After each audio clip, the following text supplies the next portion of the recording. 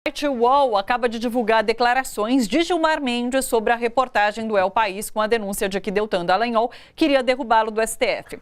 Ao chegar agora há pouco no Supremo, Gilmar Mendes comentou, abre aspas, "A mim me parece que isso é revelação de um quadro de desmando completo. Revela a gestão da PGR, Procuradoria-Geral da República, e certamente vamos ter ainda surpresas mais desagradáveis. Temos que reconhecer que as organizações Tabajara estavam comandando também esse grupo." E finalizou, "Eu acho que está na hora de a Procuradoria tomar providências em relação a isso. Tudo indica, à medida que os fatos vão sendo revelados, que nós tínhamos uma organização criminosa para investigar. Portanto, eles, os procuradores, partem de ilações absolutamente irresponsáveis." Fecha aspas. Vocês querem comentar alguma coisa sobre isso? Briga de coronéis no judiciário, né? Não é? O que vocês esperam que vai acontecer? Eu quero comentar uma coisa. Diga.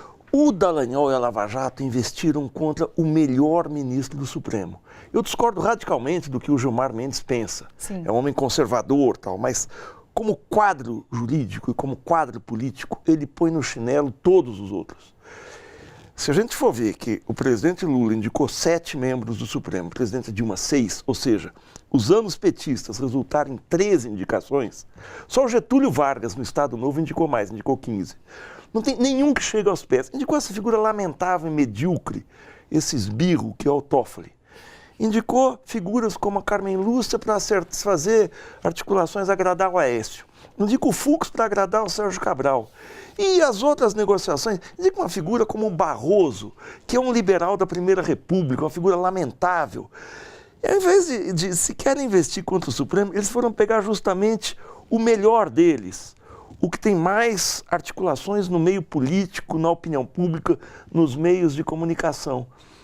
Como o Paulo bem fala, é uma briga de cachorro muito grande. Sim. E eu acho que a Lava Jato, que o Dallagnol, pelo menos, vai ser duramente atingido. Se for, o Sérgio Moro vai ficar naquela situação de quem tem um BMW, que está no poder, com os 4 pneus furados e sem estepe, no escuro, numa estrada que não tem o posto de gasolina mais próximo, está a 200 quilômetros.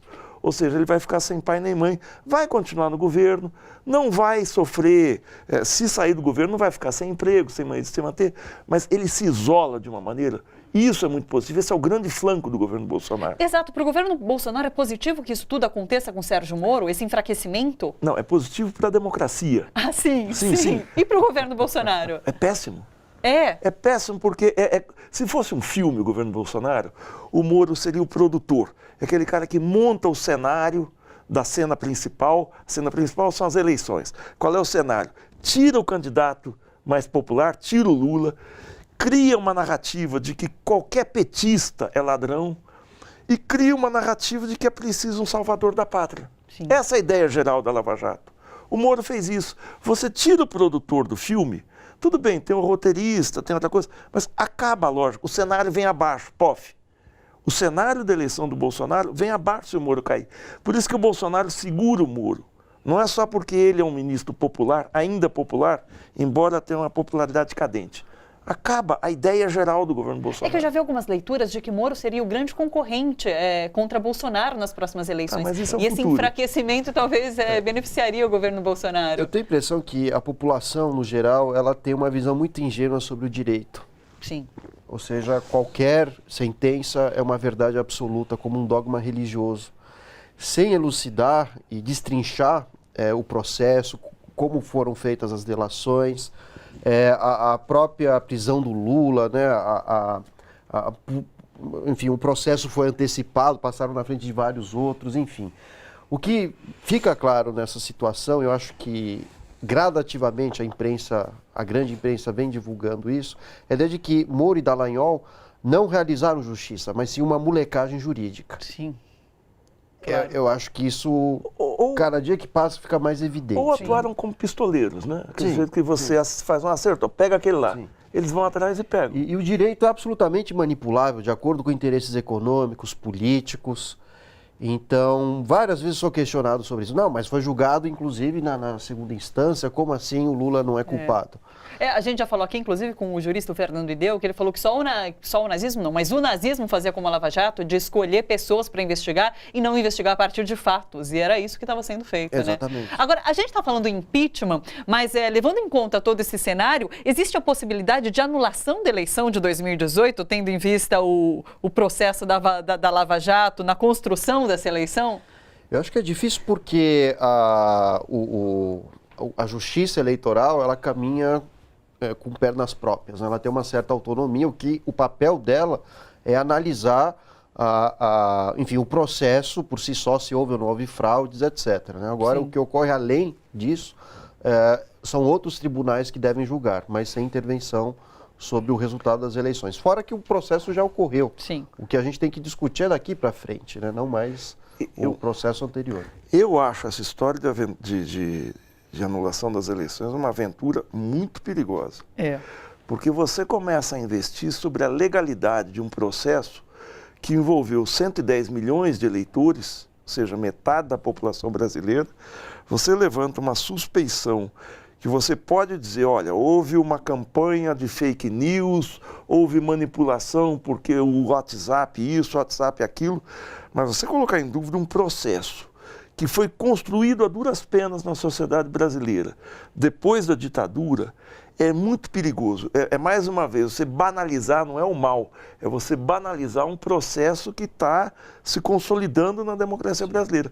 Se eu anulo essas eleições, daqui para frente, quer dizer, qualquer coisa eu anulo a eleição. Vamos anular, vamos anular. E o que a gente viu Desculpa. Vai lá. Nos últimos anos das eleições, essa disputa, né, entre direita, esquerda, xingamentos, etc., ela ocorre até as vésperas das eleições. Sim. Uma vez assumindo o cargo, os ocupantes, eles exercem uma atividade republicana. Mas isso não tem acontecido, não, exatamente. né? Essa é a responsabilidade de Bolsonaro. Não tem governado De para todos, não ter de largado fato. aquele discurso revanchista na condição de presidente da República. Sim. Isso é inadmissível. Quem levantou a ideia de anulação das eleições foi o Aécio Neves, em 2015, depois da derrota para Dilma. E aquilo era uma pregação golpista já. Sim. Já era aquilo. Depois a gente teve o golpe e isso se apagou na memória das pessoas. Foi gravíssimo o que o Aécio fez. Porque ali ele começa a chamar o PT de organização criminosa. Ele traz para a política o linguajar de delegacia, de porta de delegacia. Ou seja, é uma organização criminosa, então contra uma organização criminosa tudo é válido. Isso abriu o caminho para o impeachment. Porque não importa se houve crime ou não, se houve algum tipo de falta séria cometida pelo presidente. É uma organização criminosa, vamos tirar, vamos anular. Sim. É muito perigosa É que a essa gente fala da anulação das eleições. na interferência da Lava Jato no processo por conta até da retirada do presidente Lula como candidato e em função da Lava Jato. Então, tem algum problema nessa... Eu acredito que o que pode ser feito é responsabilizar aqueles que prenderam Lula. Claro, mas sim. não é anular uma eleição. Entendi. São pesos bem diferentes. Né? E qual vocês acreditam que seja o impacto desses vazamentos no julgamento agora da suspeição do ex-presidente Lula pelo STF? Da suspeição do juiz Sérgio Moro no julgamento do ex-presidente Lula? Não sei, o STF já há algum tempo deixou de ser... Eu não sou jurista, não entendo nada de leis, quer dizer, sei só o que não pode e o que não pode. Eu sei que eu não posso jogar um tijolo na testa do guarda que eu vou preso. Além disso, o meu conhecimento parou por aí. O STF se tornou uma instância política. Sim. A gente vê pelos votos dos ministros várias questões. Por exemplo, essa possibilidade que o STF há 2 meses abriu de qualquer presidente estatal poder privatizar a sua subsidiária é uma iniciativa política. O STF muitas vezes legisla no lugar do Congresso. Então, eu não sei dizer. Agora, como a gente tem hoje uma instabilidade política muito grande no país, mas eu acho pouco provável pelo comportamento que o STF tem tido na sentença e no processo do presidente Lula. Sim. Eu vejo que o STF está encurralado, né? Primeiro que não deveria ser uma instância política, como ele bem disse, adotou essa postura e libertando de repente o Lula, eu acredito que os 12 membros estão em risco de um golpe mesmo, né? Capaz a longo prazo que esse grupo que apoia o Bolsonaro, seus eleitores, a própria cúpula militar não aceite uma decisão como essa. Não podemos esquecer que, ano passado, altos membros do escalão do Exército lançaram essa ideia de que se o STF libertasse o Lula ou não o prendesse, haveria alguma forma de intervenção sobre as instituições. Sim. Agora, é preciso também, Paulo e Thalita, acabar com essa história dessa supremacia dos militares na vida pública brasileira. Os militares, constitucionalmente, são guardiões da Constituição. Essa história de um general tuitar isso, o outro vazar para a imprensa aquilo, tem que acabar. Nenhuma democracia resiste a isso, porque qual é a ameaça que está subjacente? Eu tenho tropas, eu tenho uma coluna de tanques atrás de mim. Que história é essa? Aonde isso? Então, a gente não pode ficar ao jogo, e eu acho que nem são todas as Forças Armadas, essa meia dúzia de aloprados, meia dúzia não, tem um pouco mais, da banda podre das Forças Armadas, que assumiu o governo, que está lá atrás de Boquinha, como o Mourão, que queria uma Boquinha para o filho dele, que o Heleno, que tinha um emprego de 58 milhões com o Nussmann no Comitê Olímpico e nunca reclamou da corrupção na área dos esportes. Essa gente vinha ameaçar a democracia. O que é isso? Mas e essa ocupação dos militares no governo? Porque hoje, inclusive, é mais um cargo que está sendo tomado por um militar, que é a presidência interina do INPE. Então, mais um militar agora no governo Bolsonaro também. É preocupante? É preocupante porque com militares a discussão ela é diferente. É difícil haver um debate democrático com quem está armado. Sim. Você tem um jogo de forças totalmente dispar. Sim. Eu acho que esse é o ponto, né? Eu estava de férias agora, passei pelo Egito e pela Turquia, eu vi movimentos muito próximos do que pode ser que ocorra aqui. Na Turquia, o presidente, enfim, prendeu professores, congressistas, colocou os meios de comunicação a seu favor, juízes e tudo mais. No Egito, é o exército que controla absolutamente tudo. O resultado disso é atraso econômico, né? Puxando um pouco uma fala anterior do professor sobre o executivo do Itaú, é um grande suicídio econômico que muitos empresários estão fazendo. Olha, o Bolsonaro pode falar o que quiser desde que faça as reformas. Porque a longo prazo, o que vai acontecer? Investimentos estrangeiros tendem a sair do país.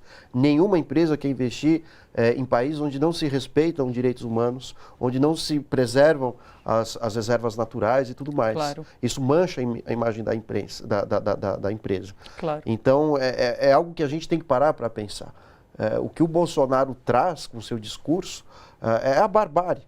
Sim, não é positivo realmente até para os empresários que estão à frente das empresas. Eu acho que a gente não deve ter preconceito contra militares. Quer dizer, ao mesmo tempo, como não se deve exaltar, porque você tem militares tecnicamente muito competentes. O Osiris Silva, que fundou a Embraer, o Brigadeiro Montenegro, do Centro Técnico de Aeronáutica. Você tem dezenas, o Almirante Otton, que está injustamente preso, que estava no comando do projeto submarino nuclear. Não se trata de colocar ou tirar um militar do INPE. Importa dizer o seguinte, foi tirado o Ricardo Galvão, não é isso? O presidente do INPE? Ricardo Galvão, exatamente. Ricardo Galvão foi tirado por um golpe que o presidente Bolsonaro não admite a verdade científica, não admite que você tenha ele briga com os fatos. Quem briga com os fatos geralmente são os ditadores, quer dizer, ele vai fazer o que daqui para frente? Vai revogar a lei da gravidade? Vai dizer que botar na lei que a Terra é plana? Então, não se trata de colocar um militar, mas de se tirar porque um dado científico não agrada o governante. Claro. Olha só, você que curte a TVT e quer contribuir com a gente para que a nossa programação chegue cada vez mais longe, se inscreva no nosso canal do YouTube/Rede TVT e torne-se membro. Ou então faça a sua contribuição em nosso Catarse. É só acessar catarse.me/TVT. A gente agradece.